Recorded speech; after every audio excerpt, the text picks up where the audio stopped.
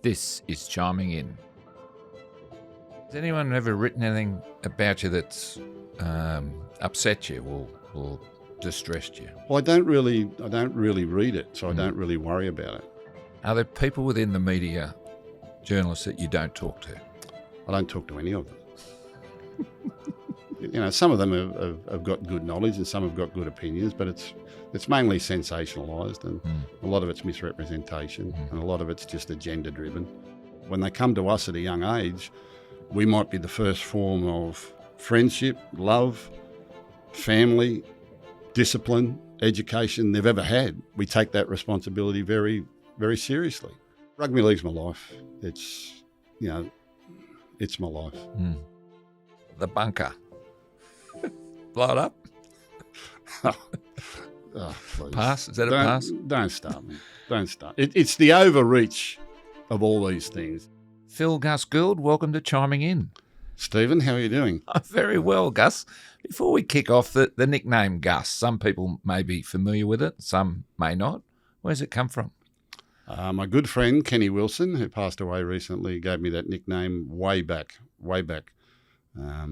Kenny came to Penrith when I was very young out there. I'd first started, and Kenny had been recruited by the Panthers, and I was a young kid in under 23s, and over the next couple of years graduated through to first grade. And Kenny was really good to me. He was much of a mentor and a mate, and we had a lot of things in common. And some years later, he was part of recruiting me to go to the Newtown Jets when I went there in 1981. And it was on a pre-season road run around Coogee. We used to run from Coogee Beach all the way down south and then back up Coogee Beach up the big hill and round up around Clovelly and come back. I think it was about a 4 or 5 kilometre run, but it was about 10 kilometres hard. And this particular Saturday morning, I was doing it a bit tough going up the hill. The forwards took off first, and then the backs would come a few minutes later. So, of course, when the backs caught up with the forwards, I was pretty much at the tail of the field. And we were going up Arden Street Hill just as the bus to Clovelly was going up the hill. And as Kenny went past me, he said, "Get on the bus, Gus." That was it, eh? And that was it. She stuck. Yeah. Hey, mate, we're going to do this a little bit different today because obviously a lot of people know a hell of a lot about your journey as a player, as a coach, as an administrator. Hopefully by the end of this chat, people know a little bit more about you, Phil Gould, the person. So I'm going to fire a few little offbeat type things at you. Okay. Nothing too tricky. Yeah. And we come in peace. We'll be as gentle as we can. Okay. We're going to kick off with the elephant in the room, player agents. Because you work on a daily basis with player agents in your role as general manager at the Bulldogs. Yeah. What's your interpretation of player agents? It's been a long journey. I mean, the first ever player agent, as far as I know, was Wayne Beavis, who was a good mate of mine. And the story is a good one with Wayne because Wayne was on the football committee in the early 80s with the Canterbury Bankstown Bulldogs when I was playing there. He was on the committee and I got to know him there. And we both had a common interest in racing and rugby league, and we used to go to the footy and the races together. And Wayne used to run a business called Celebrity Thoroughbreds. He used to syndicate racehorses and give a free share to a celebrity and own a racehorse with Steve Mortimer, own a racehorse with Dave Gillespie. And the business did it a bit tough. They were there at one stage, and Wayne had to give that away. And about 1990, I was at Penrith Park. I just started coaching out at Penrith, and one afternoon when we were going out to train, Wayne was standing at the front gate, and I hadn't seen him for a while.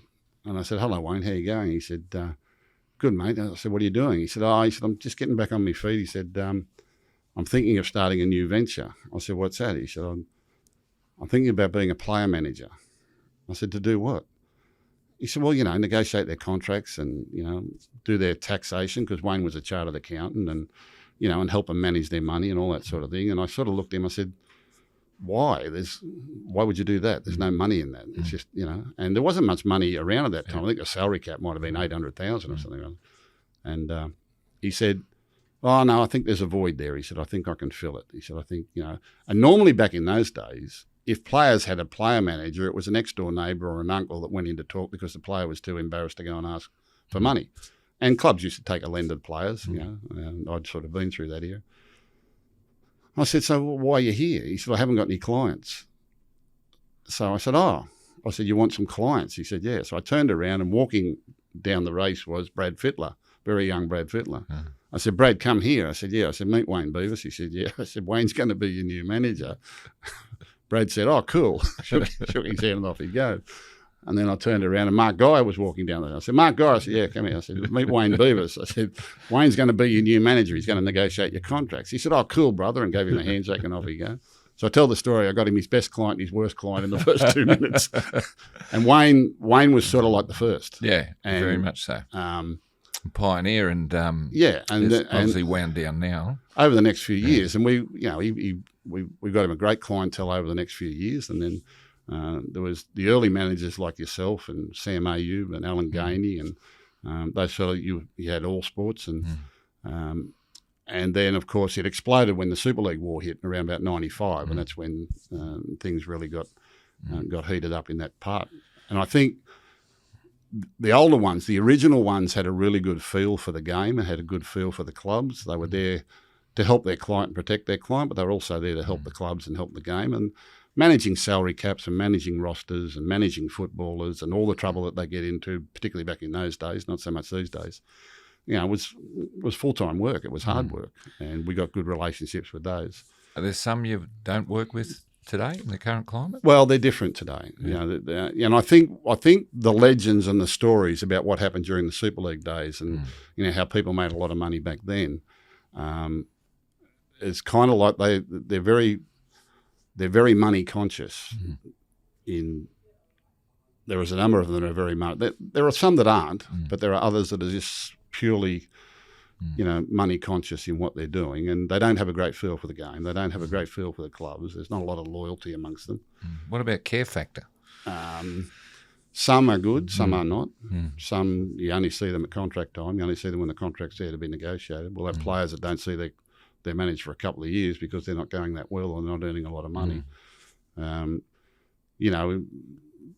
Football clubs, we look after most of the education and welfare, and we look after most of everything, really. There are some that are really good, some that aren't. They're just pretty mercenary in what they do. Mate, 2020, you registered a sports management company called Limitless Proprietary Limited, and you pronounced that you were going to become a player agent. Yeah, well, Wayne talked me into that because Wayne was going to retire, and Wayne still had some clients. And so this is only a few years ago. Yeah, by then I'd left Penrith, and I was just working in the media again. Yeah. And so you're going to be an agent? He wanted me to take over his clients. Right. He was going to retire, and he still had some clients that he was looking after. And he wanted them looked after, and he thought I could do it. And I said, well, yeah, that's okay. That'll give me something to do. But after putting it in the application, I didn't really go ahead with it. So, yeah. So I don't think I'd make a good player manager. Why did it fizzle? That's a bit like Mal when he was going into politics and yeah. Well, I was doing it as a favour, really. And Alan Gainey was talking about retiring at the same time. Yeah. And, how did I get left out? Well, you'd gone off on your own, Stephen. You're very successful on your own right. You don't need us. I'd have been there to help you. Yeah. Yeah. Mate, I want to talk about, obviously Wayne was an influential figure on your career. He's been an advisor to you for a long, long time. He's not in the best of health at the moment, but what sort of influence and impression has he left and contributed to rugby league? I think Wayne was, I call him the original and the best. I think he had a real good feel for dealing with footballers, like young men at that age, and all the issues that they'll go through. He was, he was quite worldly in his knowledge, and he was quite understanding of players. I think he gets involved with their families, and a lot of these kids, when they first come in, they're kids out of school and looking for opportunity, and some of them get big money too early, and it's got to be managed and looked after. And I think he's one of the better ones with that. Then they'll get engaged, they'll get married, they'll get divorced, they'll have sort of all these sort of things happen to them, as we all do in life. And, Wayne's there for everyone. He's there with some clients that have fallen on really bad times, and he's helped them out. He's very caring in that nature, and he's been that way with me too. Wayne's, I never really felt like Wayne was purely in it from a mercenary sense. He was there honestly with a good intention to help kids, and and a lot of the ones that have been with him for a long time have they've got great asset bases, and they've done very well with their money, and they've done well with their careers. And he's managed their careers post rugby league. Yep. A lot of them working in the media or working in other jobs, or they've gone into businesses, which he's been able to help out with. Yeah. He had great contacts. He was able to, get them organised with banking and insurances and accountancy and all those sort of things. So all the other things that they need to look after, because a lot of them aren't very good at looking after themselves. Another person I wanted to talk to you about who was a great influence on your career was your dad, Bruce, and you often talk about him, even though he's left us now. What was so special about Dad and how he steered you into life and taught you about life growing up? Yeah, well, he was a policeman. So he was a policeman for 38 years. So he saw a fair bit of life. My first home was a little one-man police station at Tempe, Cooks River, still there on the Princess Highway near the bus depot there. And his station sergeant must have taken a liking to him because he gave him that rent-free. And that's how he saved up to buy a block of land out in Marylands, where he built the family home some years later. But yeah, I think Dad's experience in the police force and what he learned from all that, he was a great father, a great sportsman in his own right, very, very passionate, but just a family man, really loved Mum and looked after Mum and looked after us. And he was always there. If we needed disciplining, we got it. If we needed support, we got it. But couldn't have asked for a better childhood, couldn't have asked for a better father, couldn't have asked for a better... It was actually intimidating because there were times when I'm thinking I don't really want to be a parent. I couldn't live up to what he did for me. Like, it was kind of like, how can I be like him? Like, he was just so perfect in so many ways. And even in the police force, there are that many people that still come to me today that knew Dad from the police force, and he'd helped them with their careers. And he was... Without being a coach, he was probably a coach in his own right. He was a mentor to a lot of people, helped a lot of people, worked in the police force, loved the police force. Did he want you to join the cops? No, he didn't want me to join the police, but I had an experience where he pulled me by the ear and made me go down there. So the late mid-70s, I went to university. So I went to university and I was studying commerce law, and I was pretty good at school.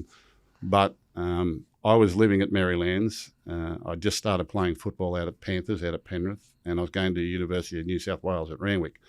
And there was a lot of travel in those days, and there's no motorways. And within 2 years, I'm now playing first grade football, and I'm captain of the first grade side. And, life changes remarkably then, and something had to give, and it wasn't going to be the football. So the education gave. So I still had to sustain myself. I was working in a couple of clubs, a couple of licensed clubs, working behind the bar, working in cellars, and then I was working with SP bookmakers, and I was working on the race course and doing all these sort of things. And I was running around and probably running amok there for a couple of years and lost my way. And Dad grabbed me by the ear. He said, in the police force. So he took me down to College Street, just up the road here. And I went and did all the tests, passed all the physicals.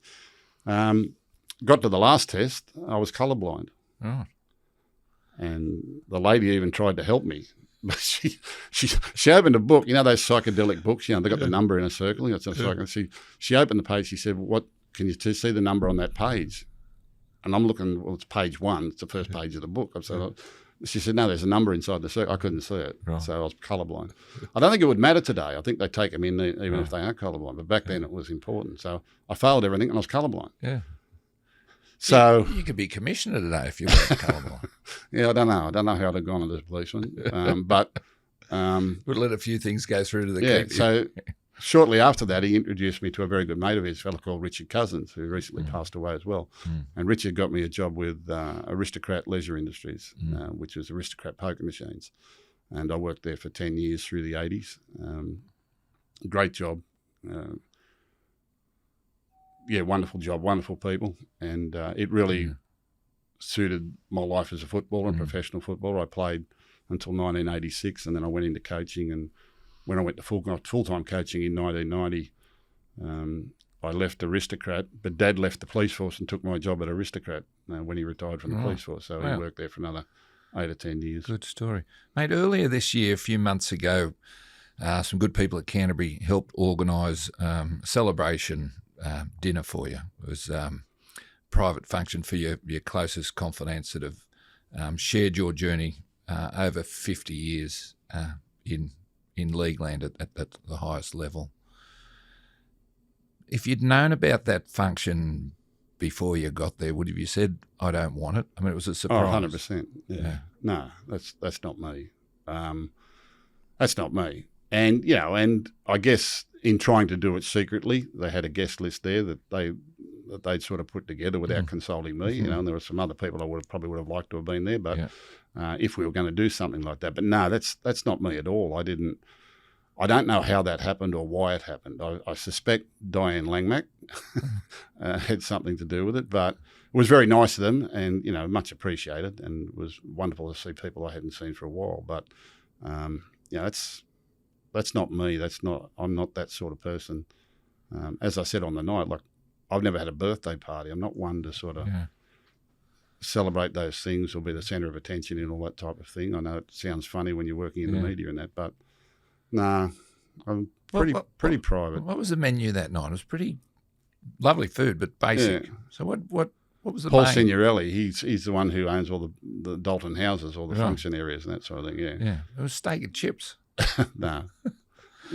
I can't remember. It was. There was a ragu and it wasn't fancy dancy. It was Gus Gouldy, wasn't it? We'd actually had a bulldog function there. Paul Signorelli from Dalton House.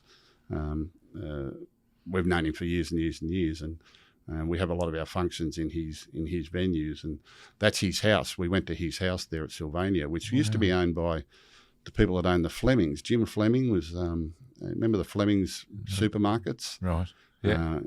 I don't know when Paul bought it, but it's a beautiful function house and right on the water there at Sylvania. And it was very kind of him to open his house up, and it was very kind of everyone to turn up. Some people came a fair way to be there, and it was a huge surprise. I had no idea. He told me we were going to meet with a couple of sponsors that he'd been talking to, and asked if I could make myself available. And I said, yeah. And this is the chairman, Adam Drucey, and I picked him up in town, and I thought, why have I got to come and pick him up in town? That sounded a bit, not that I suspected anything, but total shock. I've never had anything like that before. Mm-hmm. Tell us about what a week is like for you, mate, combining your media and your obligations to the Bulldogs. Yeah. It'd be full on, wouldn't it? It is. It's pretty much, I would say, and I've been doing this for a long time now, I think it's 7 days a week. It's while ever you're awake, you're working. It doesn't matter if you're actually in the office or not in the office or at home or what have you. So every waking moment, you're working, and as soon as you wake up, you start again. So you're saying your brain starts ticking the minute your eyes open? Absolutely. Yeah. The minute, yeah. So are you much of a sleeper? Not great. Right. No, I don't need a lot of sleep. How many hours sleep would you get? I'd probably get 4 or 5 broken, broken up into a couple. And do you get up and watch sports in the middle of the night if something's on? Yeah, absolutely. Yeah. Like watching the golf from Europe and the US and other sports. Cricket is on around the world all the time. Golf. Yeah. Olympics, stuff like that. There might be some UK Super League on at different times during the night. Yeah. Yeah. So full on with the Dogs. What about your media commitments? Yeah, it's Channel 9 these days. So you're calling games? Yeah. Well, I used to do a bit of radio, and I used to do a bit of writing in the Fairfax newspapers back in the day. Well, they're all one organisation now. I don't do any writing anymore. We do a podcast, and we've got 100% Footy on Monday nights, which is a show that's been going for 7 or 8 years, and just normal commentary work. I saw once you said if you were reincarnated, you'd like to come back as yourself. Come back as myself, yeah. I wouldn't want to change a thing. That's incredible. Yeah. Wouldn't change a thing. What about the media today, mate? You've seen massive changes in the way the game's covered. Are you comfortable with the way the media cover rugby league? I don't actually read or listen to the media much these days at all. I think it's probably just got to the point of exhaustion with all that sort of thing. Media changed significantly around that Super League time. When the competition split and there was a media war. I mean, the Super League war was a media war. That's when the media got personal. It got very, very personal and very, very difficult. And media changed forever at that time. Now today we have the contention of social media, and everyone's with digital media. Anyone can be their own radio station, their own podcaster, their own advisor. Everyone can write columns and blogs and whatever else they want to do. So the media is now very, very diverse. There are a lot of people commenting on it. And to get any sort of relevance or any sort of recognition, they've got to be probably sensationalised or, come up with stories. And that's their job. That's what they do. I probably was more concerned about it when sort of Dad was alive. Mum and Dad used to get upset by it, but I gleaned them off the media. So once they were sort of more relaxed about it. And, Dad's last 8 or 10 years, he had dementia, so he really wasn't aware of what was going on. And, Mum's old now. I've got her off the newspapers and everything, so she doesn't worry about it. So as long as they're happy, I'm happy. Has anyone ever written anything about you that's upset you or distressed you? Well, I don't really read it, so I don't really worry about it. Are there people within the media, journalists, that you don't talk to? I don't talk to any of them. If I had my choice, I wouldn't talk to any of them. Right. Yeah, I don't need them. Right. And some of them the game doesn't need. Right.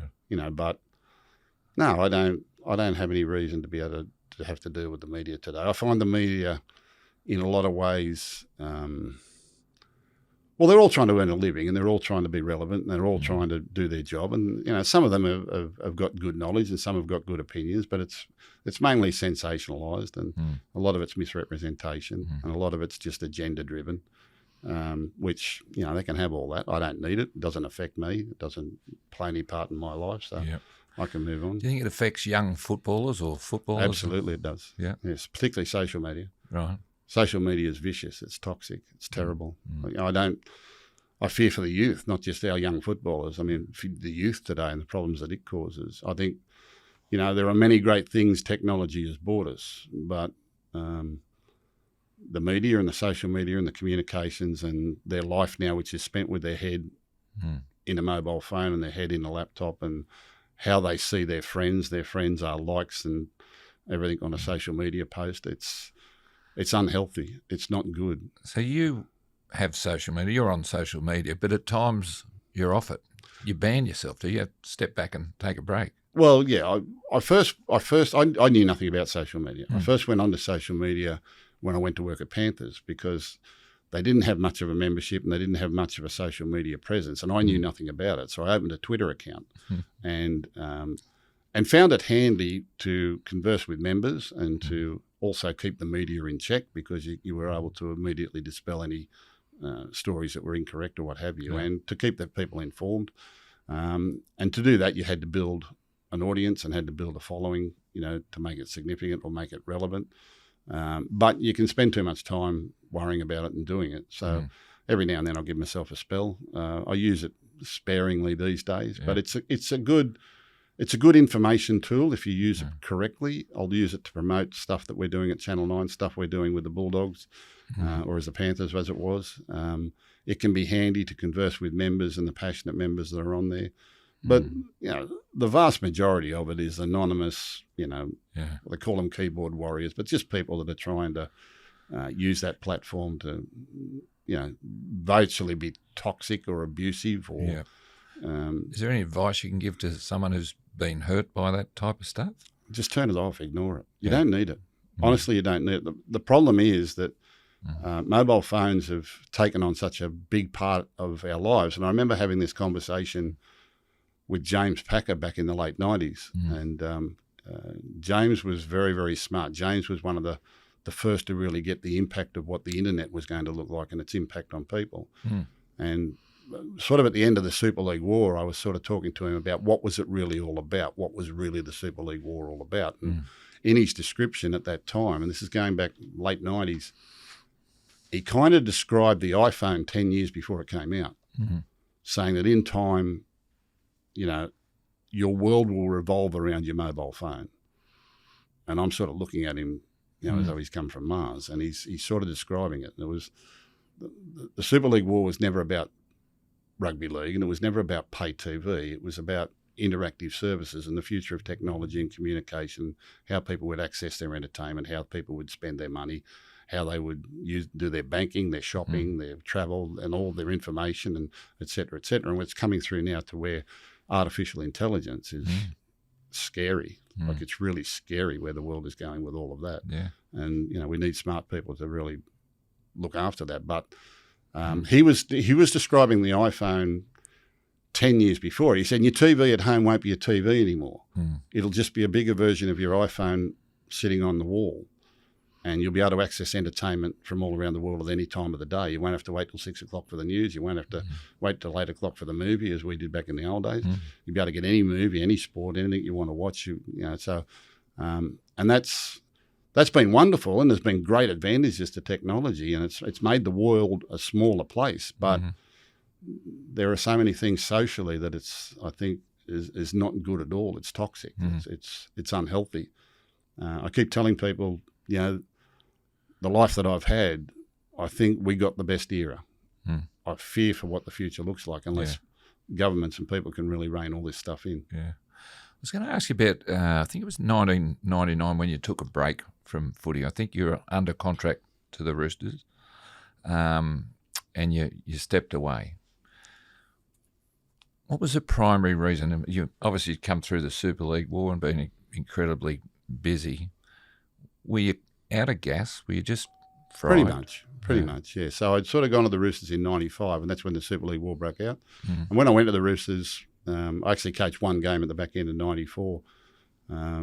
They were struggling. I mean, they were running sort of last and second last in reserve grade, and we built a club over there over the next 3 or 4 years, but the task was exacerbated by the fact it became a survival job. Clubs were trying to survive this Super League war and whether or not they'd be a part of the new future, and the competition split. Would you ever coach again in the NRL? I couldn't. Why not? I couldn't. Well, because it's different these days. It's a different game. You say you're not upskilled enough to be able to do it, or? No, I don't.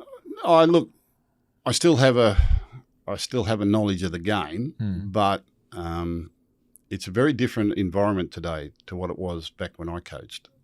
It's changed a lot in the last 25 years. To give you an example, back when I was coaching full time, it was me and a trainer, and that was it. We pretty much ran everything. We had some rouse about, people on honorariums running around doing a job, as all clubs have got, your people and your medical staff and all that. But, we were virtually the only ones with full-time roles. And these days, we've got 55, 56 full-time people working in rugby league and pathways. But looking at the head coaches today, and they've got, they'll have 3 or 4 assistants. The assistants will have assistants. They've got IT people. They've got high-performance people. They've got high-performance medical people. Breathing coaches? Yoga coaches, breathing coaches, all sorts of stretching coaches, sports science people. It's a whole different world. And that's manageable, but it's the communication with the players that's very, very different to what it was back in my time. So hypothetically, this is a hypothetical one for you. Yeah. And saying, for instance, that you're not currently employed at the Bulldogs. Is there an NRL club that is just waiting to blossom that you'd like to get your hands on? I think there are some really good ones that I think you could really do something with, and I think there are ones that are really important to the game that need to succeed. But they're all similar and they're all different in their ways. Some clubs are owned differently. Some are private ownership, and some are community owned. Some are membership based, and some are in city where we've got 9 teams here in Sydney, and others are in regional areas and one city towns. They're all different in their own right. I've enjoyed the roles that I've had, and there are some that we need to succeed for the success of the game. Like they need to be going well. I don't specifically think there is one club that you'd put above anyone else. I think you could make a success of any football club if you've got the right people doing the right jobs. For me, and that's been sort of my role at the last couple of things that I've done, is it's just getting the right people in the right jobs and supporting them to do those jobs and understanding.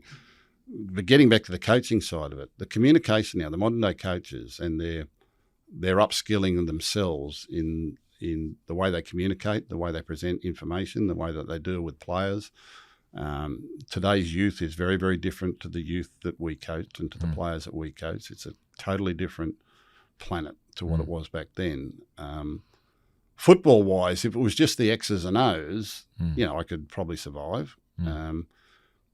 I would certainly have to delegate. I would have to get experts in different areas, to make sure the players were getting everything that they needed. But I don't know that I'm tipping you're coming back. No. Won't happen? No chance in the world. No chance in the No world. chance in the world. You know, there were times over the last 20 years where there were offers and there were, people sounding you out, and it was kind of, well, yeah, now's not the right time. Now's not the right time. I was busy doing other things, but I kind of always thought I would go back to it, and then it's always in you. I mean, you love doing it, and it's a great thing to be a part of. But I find if I go and bang my head against the wall for a while, the feeling goes away, and I can just get on, concentrate what I'm doing. Mate, here's a tough question. Yeah. So journalist Andrew Webster wrote an article earlier this year for The Australian, which was widely read, and he described you as a complex person obsessed with your place in the world. Really? Is that a good description of you? I'd say it couldn't be further from the truth. I didn't read the article. I don't read articles. Right. Yeah. It didn't have enough photo. I like pictures. Eh? I like pictures. I like looking at pictures. Looking at pictures, yeah. Were you a good reader at school? Did you read books? No. I read a few books these days. Right. And self-improvement and those sort of things, and sort of keeping pace with the coaches and what they're going through. Coaches are on personal development missions these days. Yeah. Like our coach at the Bulldogs, Cameron Ciraldo.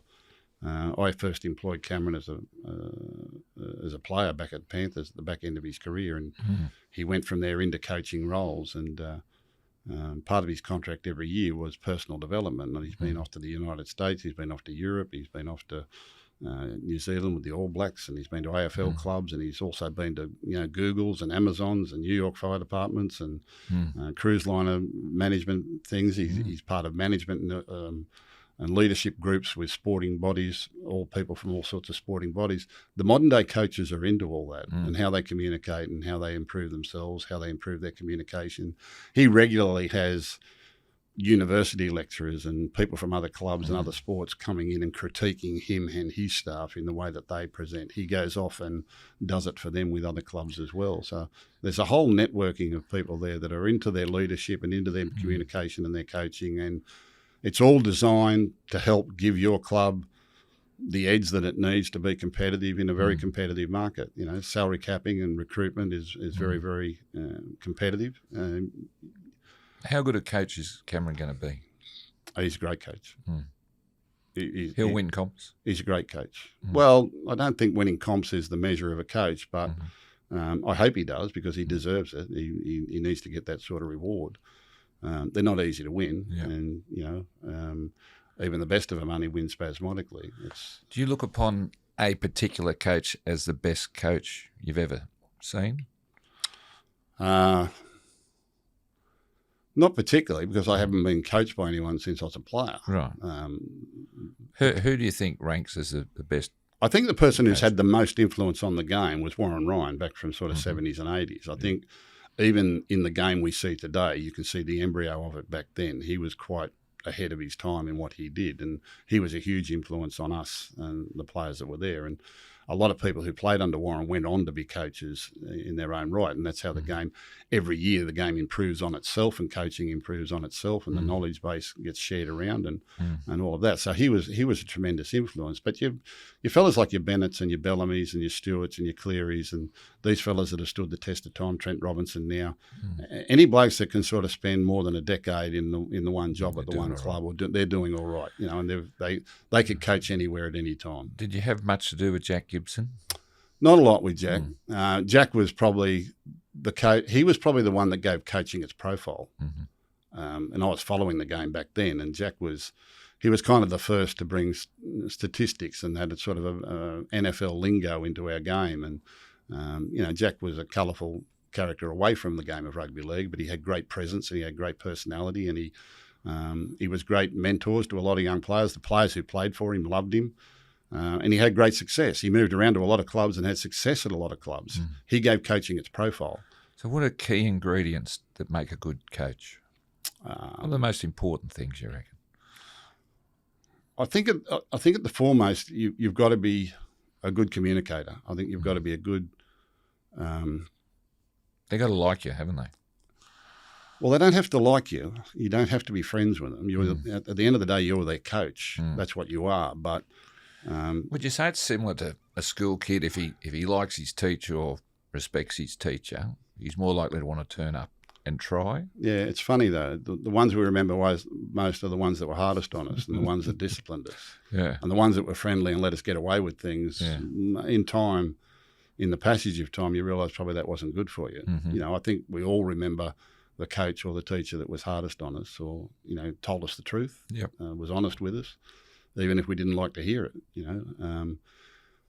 Yeah, the coaches are different, but at the root of all of it, they've got a good knowledge of the game, particularly in the modern era. They're good at delegating and getting good people around them. They give the players everything that they need. They're a good support base for the player emotionally, and they've got to be honest. And this game is so difficult these days, and it's so difficult to have continued success because of salary capping and the way player movement gets around, and because of we've got expansion and all these sort of things as well. So it's a very competitive field. So for those coaches that spend more than a decade being a head coach, it's a fair feather in their cap. Back to you, mate. Do you have any fears or phobias or superstitions? Does anything like that ever bother you? Do you like spiders? No, not really. No. My wife hates spiders. Yeah. I've got to kill. I'm always killing huntsmen. Right. Sometimes I'll be an hour away, and she says, "You've got to come and kill a huntsman." So I'm the huntsman killer in the house. I've got a rule with the spiders. Welcome outside. Once they come in, they're in trouble. No, I've killed thousands of huntsman spiders. They don't hurt you, do they? No, they don't. They won't hurt you at all. I say to him, I said, the poor thing. I said, it's probably got a family with kids itself. I said, it's not going home tonight. What about... Screams in the middle of the night, there's a huntsman. Relaxing. Are you a Netflix man? Do you like binging on some of these shows on TV? Yeah, I like a lot of those. My favourite relaxation was golf and horse racing. I loved horse racing and I loved golf, and they were my favourite pastimes away from rugby league. Yeah. I haven't been able to play golf probably the last 10 years. I've had a couple of back surgeries and I just don't get the time. And where I played pretty regular and I loved it, I just don't get the time for it anymore. And physically, I'm not capable of doing it anyway. So that was sort of taken away. I've always had a passion for horse racing and horse ownership and those sorts of things, and I still dabble in all of that. But no, rugby league's my life. It's my life. Who's the best player you've ever seen? The best player I've ever seen. It's too hard, Stephen. You don't have. If someone said you've got to nominate the best player you've ever seen, could you name one? No, it would be unfair. It would be unfair. I mean, when I grew up, the Johnny Rapers and the Graham Langlands and the Billy Smiths, I was a Dragons supporter and that sort of thing. Arthur Beetson was a player that I always looked up to as well. But there have been great players, all in different positions, all in different shapes and sizes as the years have gone by.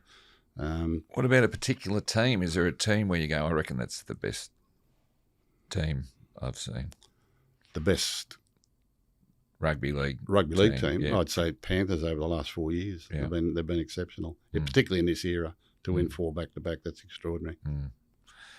And what sort of enjoyment do you get out of seeing him do well? Because you were the guy who went in there and laid the foundations for Penrith's resurgence. Yeah. Do you feel I spent a fair bit of life at Penrith. I had my first 5 years as a player at Penrith. I had 5 years as a coach at Penrith. I spent 8 years out there as an administrator, and I'm a life member of the club. We all those old fellas that played back in the 70s, they've still got a close bond today and a close friendship, and we all love to see the club do well. And it's been extraordinary. It's been great for the game and great for.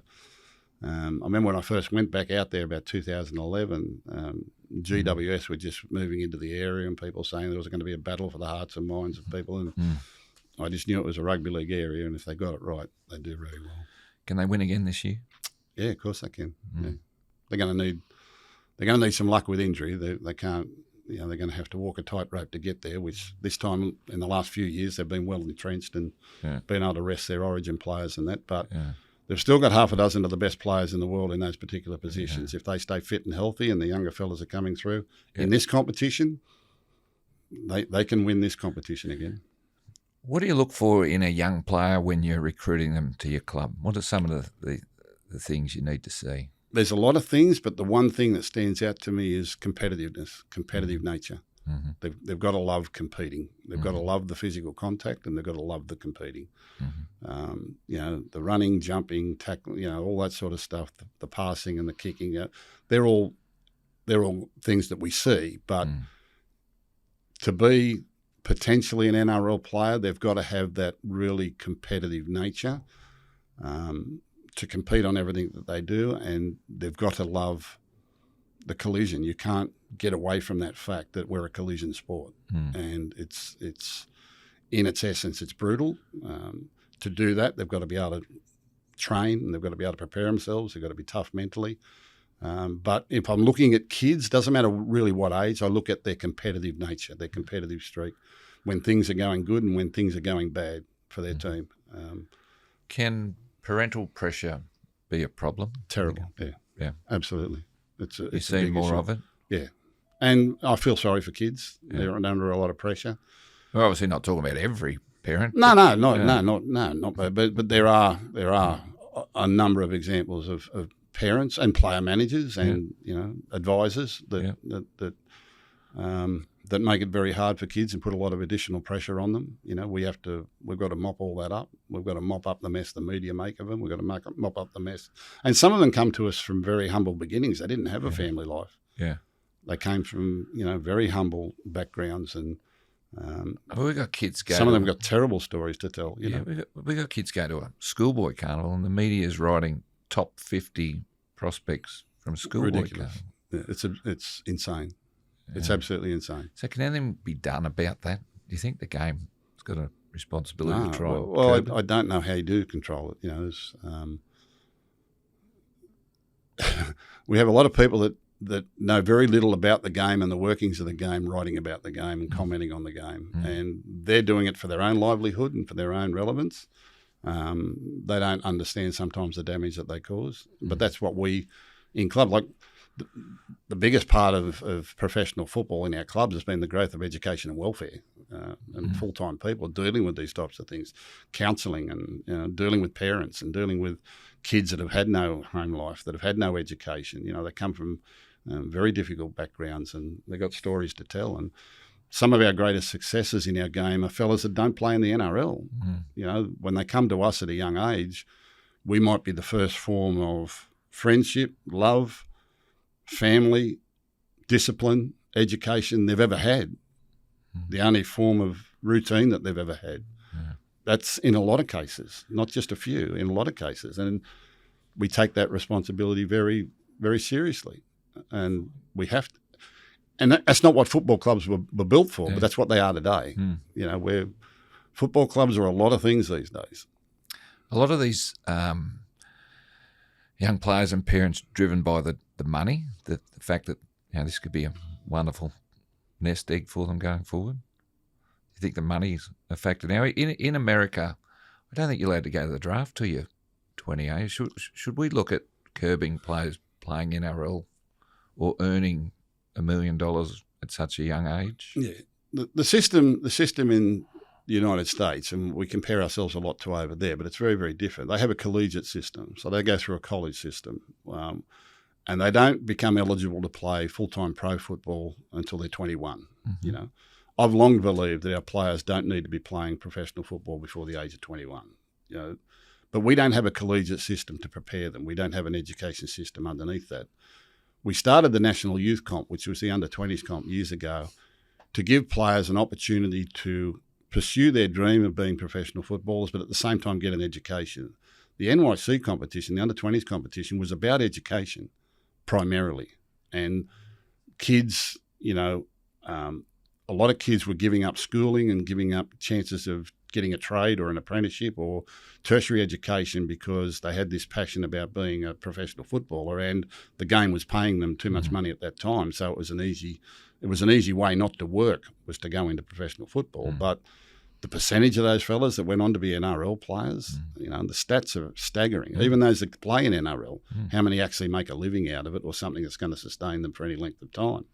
I mean, it's, we hear about the $1 million contracts, but that's at the very, very pointy end of a long line and a long pyramid of players who didn't make it and didn't make a living out of it or had their career cut short by injury or other things. So I don't think there's any physical or reason why they should need to play before the age of 21. Yeah. And I think it would be to their benefit not to. The problem is, what do we do in those years? You know, it's primarily about their education, about getting a trade, going to university, tertiary education, getting a job, you know, earning what life is like. I worry that we don't – see, when we played, and I hate talking about the old days, we all worked when we played. But there was an advantage to that in that you had a different peer group, you had a different education in life, you had different people disciplining you or mentoring you or holding to you to account. We treat kids in schools like they're superstars, and we bring them out of schools and we put them into a cocooned environment, and we don't like them to socialise these days because they'll end up in the papers or they'll end up in trouble, and they don't get an education on life. They get an education on how to be a professional footballer. They don't get an education on life, which is why they come a cropper every now and then if their career doesn't go well, or if they step out of the crease, you know, and they're not supervised in what they do. I think it's unhealthy. There are a lot of flaws in the system that we have in trying to produce these NRL players for the NRL game that we all love so much. And I think, and that's why we've never really addressed that. We've always been very elitist and very conscious about what it looks like at the top, you know. And for a lot of people, they think just rugby league happens, you know, when you turn on the TV at 8:30 on Friday night, there's the rugby league. Where did it come from, and who are these people, and how do they get educated to do this, and who's responsible for all that, and who's responsible for filling the void when that's not successful, and families too. Like the money the kids earn or they're being offered or that are being lured to clubs is obscene. It's ridiculous. That they're not worth it. They shouldn't be getting it, and it's not healthy for them. And for the vast majority, it's very short-lived. So I recall recently you went up to Coffs Harbour to meet a dad about his son, not to sign the son, but simply to share some information. There were some clubs chasing him and things like that. What sort of message do you give a dad like that about his kid at age 15?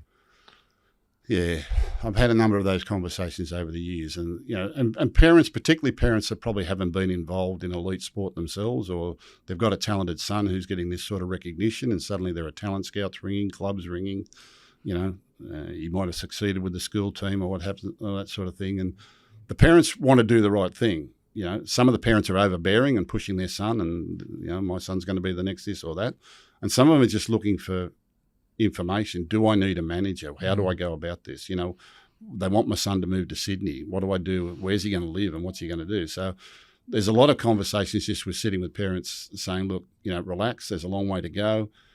Really, your kid should just be enjoying his mates and enjoying school and enjoying his football at the moment. And I give them the realities of being a professional footballer. I give them the realities of what that journey looks like. And you know, and it's the first conversation I have with our kids when they come into any program, our academy programs in the football clubs. Usually the first time we sort of bring them into any sort of official environment is around about 16 years of age. And the first conversation with me is that enjoy what you're doing right now, because this might be the best team you ever play with right now. You know, don't let the future steal your present. Don't be thinking you're all headed off to the to the big, because it's not going to happen. Yeah. You know, like it's. Can you see? You know, we have the Harold Matts under 17s and SG Bull under 19s. Can you see merit in having a fixed wage for every kid in those teams, or should we be allowed to negotiate to get them? There's a big say for what I call rookie contracts or development contracts. Every contract's a development contract, no matter what it is. Most of these should be in the form of scholarships to help with education. They should be working, they should be studying, or getting a plan B. That's what I talk to them about. You have to have a plan B. Don't make plan A being a professional footballer. If that's what it is, we need a plan B, because that's what's going to sustain you. And there should be standard contracts. It would save a hell of a lot of trouble, wouldn't it? Yeah, the problem is that, you know, all the clubs are desperate for success. So everyone's desperate for talent, and there's only there are no measures, or there's no draft system. There's no measures. There's nothing that controls the movement of players. There's nothing that controls player managers and how they shop them around. There's nothing that controls, you know. And they can get the money if they push hard enough, if they're talented enough. And I don't know that it does them any good. I mean, history's littered with kids who got too much too early. But at the same time, you couldn't expect... which only creates problems for themselves down the track. But if you're a club and you've offered a 15-year-old a 4-year contract, surely his parents are entitled to get some advice on, what does this mean? What does this look like? Is this... Yeah, and that's what they worry. They don't want their kid to, and there'll be this notion, well, unless you've got a manager, you've got no one pushing for you in the team and you won't get picked in the team. And, little Tommy's getting picked because he's got a good manager and my son doesn't have a good, which is all rubbish, but that's the perception out there with parents who are inexperienced at this level, and it's also the perception with some managers who are inexperienced as well and don't have a real feel for the game or don't have a history in the game. And that takes a lot of managing as well. We sit with a lot of managers and we've got to listen to their recommendations, and they all think they're coaches, they all think they're sports psychologists, they all think they're doctors, they all think they're mentors, they all think they're this and that. We've got to sit and listen to all that. How's rugby league's undercarriage as far as talent's concerned for our young kids? There are plenty of kids out there that want to play our game. Plenty of kids that want to play our game. And the kids that do play our game and succeed are a different breed. They're a different breed to the other kids in their school or their mates. And the hardest part, a lot of questions I get from kids is, what's the hardest part about being a professional footballer, like for young kids? And I think you're going to talk about the training or the weights or the gym or the tackling and all that sort of. And the hardest part is saying no. Saying no to your family, saying no to your friends, saying no to the lifestyle that your mates have now, because you've got to lead a different life and a different discipline than what you do. And if you don't do that, you're not going to make it. No chance. So there's a fair bit of education that goes on with all of that. Yeah. They don't need to be earning money. They need to be able to sustain themselves. Most of the houses have very good parenting programs and house parenting programs. So for kids that we bring in from New Zealand, Queensland, New South Wales country, those kids, we've got to look at their personality, their character. We need kids that are appreciative of what they've got and work hard. And, you kind of see the ones that are going to make it and not going to make it just purely on attitude. Yeah. Talent's talent, but talents is not the be-all and end-all. I generally find kids that are doing a trade or working, even though it's so much harder for them to keep up with their training. Absolutely. They come out the other side. Absolutely. The kids that are appreciative of what they got, really, they are appreciative. Yeah. They genuinely appreciate the opportunity that they got, and they work hard, and they've come from hard-working families, and they've come from, others who haven't had that privilege. As I said, we get some kids from very difficult backgrounds. We put them into schools. We're starting to get kids into boarding schools now with, private schools and that sort of thing, which wasn't around in my time. So we're getting better at the education part of it and the life outside of football part of it, but it's still hard. It's still, the funnel narrows when they get to that 19, 20 years of age mark. We see kids now that are debuting young. We're getting more and more kids that are debuting older. I think that's because of the expansion of the game and how many teams we've got. And it takes a long time to be an NRL player. Yeah. It takes a long time. And I think one of the biggest we make decisions on kids too early. Everyone's in a rush, aren't they? Everyone's in a rush, and it takes time. It takes time, and they're not prepared to take the time. Clubs aren't prepared to take the time. Your system has to have. One of the things I've tried to create wherever I go is a level of football for everybody. Yep. No matter what age they are, there's a level of football that they can handle, and there is another level of football that will push them out of their comfort zone to see whether or not they can go to the next level. So they all want this pre-season training or NRL weeks. You've got a different system at Canterbury where you believe your undercarriage are trained just as well as your NRL squad. Yeah. We've got a pretty good eye for what a player needs and where he needs to be. I read an article from a US talent scout, and he said the line, he said, "Don't be in a hurry to train with the big boys." And I'm a firm believer in that. Whereas managers and parents think their son is missing out unless they're training with the NRL side or they're training full-time.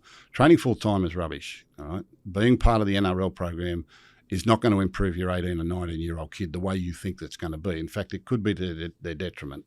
You need to keep them at the level where they have a level of comfort and then incrementally increase that out of their comfort zone to see how they handle it. And if they don't, you can drop them back in. At the end of the day, the deciding measure is how they go against men. Some are ready to do it at 18 years of age. You can throw Nathan Cleary in at 18 years of age, and he looks like he's been there all his life, right? He deals with it. But Nathan Cleary was born into a professional footballer's family. He was coming to professional football training at 3 years of age. He's lived it all the way through. There are other kids that they still can't do it at 22 and 23. It doesn't mean they can't be NRL footballers. If they can survive in a system long enough and prepare their body and their mind mentally, and then all of a sudden they find themselves, there'll be a niche. They'll find a place where they belong and where the system is right for them. And that player at 22, 23 will suddenly get exposure to the NRL and a game, and then find out, you know what, this isn't so hard. This isn't so intimidating. And there is no rule to it. There is no genetic or mental rule to how early or late a player will be ready to play NRL. Big part is perseverance, to keep turning up. It's a big part of the club because we give up on them too early. If they haven't done it by 19 and 20, clubs think they're not going to do it. I've been a big believer in persevering a lot longer than that, until I've either got to tap you on the shoulder and say, son, get a job, or you realise you're not going to make it and you go and get a job yourself. yourself. I was going to say, if you actually told players that you're not going to make it. Absolutely. Yeah, absolutely. You feel that's a duty, I guess, to be honest absolutely. with them. Mate, you needed to go and get a job. Would they ask you, or would you tell them? A bit of both. Yeah. But most of them come to the realisation themselves. They work it out. They work it out. Yeah, eventually. And, and some want to persevere, and we try to give them that level, but you're still going to need to get a job because we can't pay you enough to persevere the way that you want to do. You can't train full-time and play full-time on the money that we can give you, all right? And that's another part of this system that we don't get right. And there are some kids that I think, if they could persist another couple of years, potentially could play a role in the game, and they could, they could play 50 NRL games. Like 2/3 of our games 2/3 of the players that have ever played in history played less than 50 first grade games. Incredible stat. The stats are ridiculous, So it's perseverance. The testing material for a young player is when he's ready to play against men. You get these elite ones that come along and they can do it at 18 years of age and they never go back. You got others that come in and they rush them in and it ruins them and they can never recover. And there are others that, you managed a bloke. One of my favourite stories is Tommy Eisenhuth. Yeah. You managed a bloke at Penrith. Yeah. And I can remember him. He got a first grade debut at Panthers over in New Zealand because one of our players got food poisoning. As a centre. And he was in the under-20s. And so we brought him out, and he was a big body, so we put him in the first grade side. They won the game on that day. It was 7 years later before he got his second NRL game. 7 years. Yeah. Now, Tommy Eisenhuth was a kid that I think I remember saying to you at the time, he was a centre, winger, and I said to you, I think Tommy will be a very slow maturer and maybe one day he'll end up a front rower. And you kind of looked at me as if I was mad. And I said, he's a great kid and he's a great trainer. And Tommy kept turning up, kept persevering, wasn't earning any money. He'd go off and play in second tier. He'd go and play Ron Massey Cup. He tried his luck with a couple of other clubs. He'd keep coming back to Penrith and training.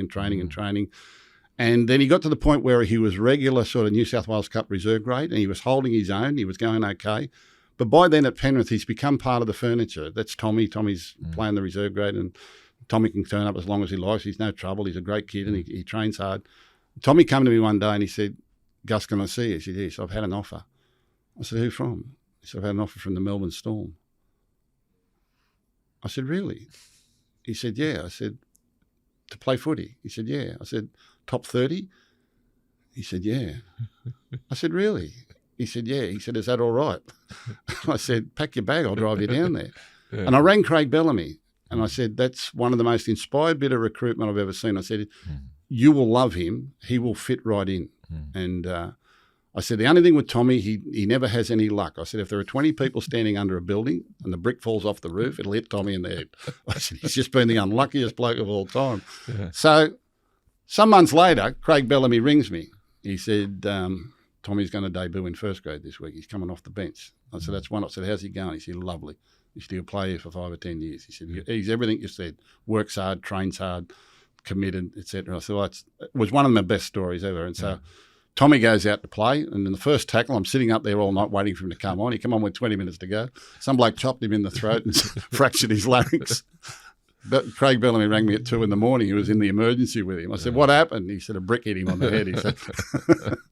And he went on to have a great What did he play? career. 6 or 7 years? Yeah. Ended up, got a contract at St George. Done super good. How many did he play? 80, 100 games? Oh, he would have, I reckon. Yeah. Yeah. There's another And that's kid, his dream. another kid called Brock Gray who started out South and East and debuted this year for the Gold Coast after 7, 8 years playing Cup. Yeah.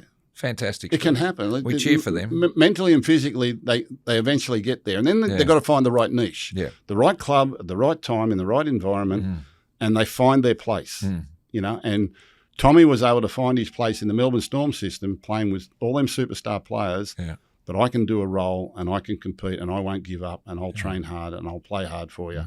And it fit right in. He found his...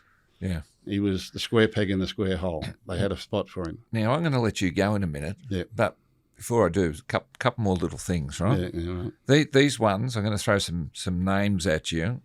And if you can give me the first thing that comes into your head, so 1, 2, 3 word answers. I'll even let you go 4 if you have to. Okay. You ready? Yeah, go on. Rugby league. Life. State of origin. Pinnacle. Peter V'landys. Leader. The Bulldogs. Great club. Nathan Cleary. Champion. The Bunker. Please. Blow it up. Please. Pass? Is that a pass? Don't start me. Don't start. It's the overreach of all these things. It's what they've become. Can you give us a... They're too intrusive. Can you give us a no? No. It's too intrusive. It's too technical. Okay. It's too, you know, there are a lot of things in our game where we've overreached, where we overstep the mark. Trade window. Won't work. Referees. They try hard. Super League.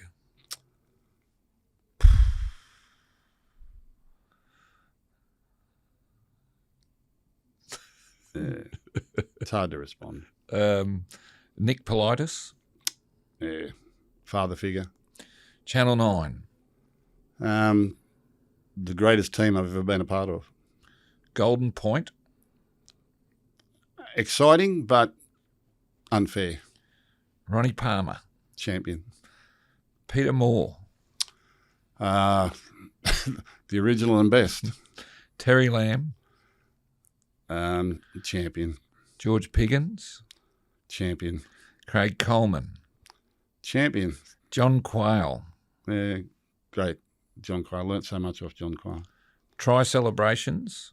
Don't like him. The women's game. Growing. Here's the last one. You ready? Yeah. Buzz Rothfield. Clown. Now I've got one more thing, and then I'll let you go. Yep.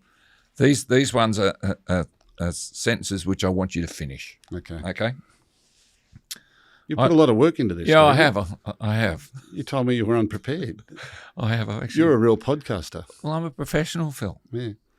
Okay, here we go. You ready? Yep. I'd happily encourage children to play rugby league because it's a great lesson in relationships and being part of a team. Okay, I'm going to put my glasses on. That was a good answer. I scribbled these questions down, Gussie. Yeah. Rugby league has never prospered as much or been in such a strong position because... I think we're on the doorstep of greatness. I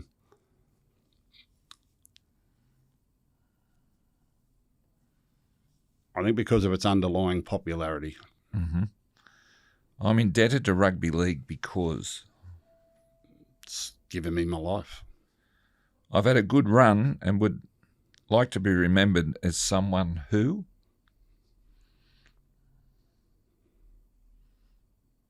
Was a good dad. The best thing about rugby league is... Mateship.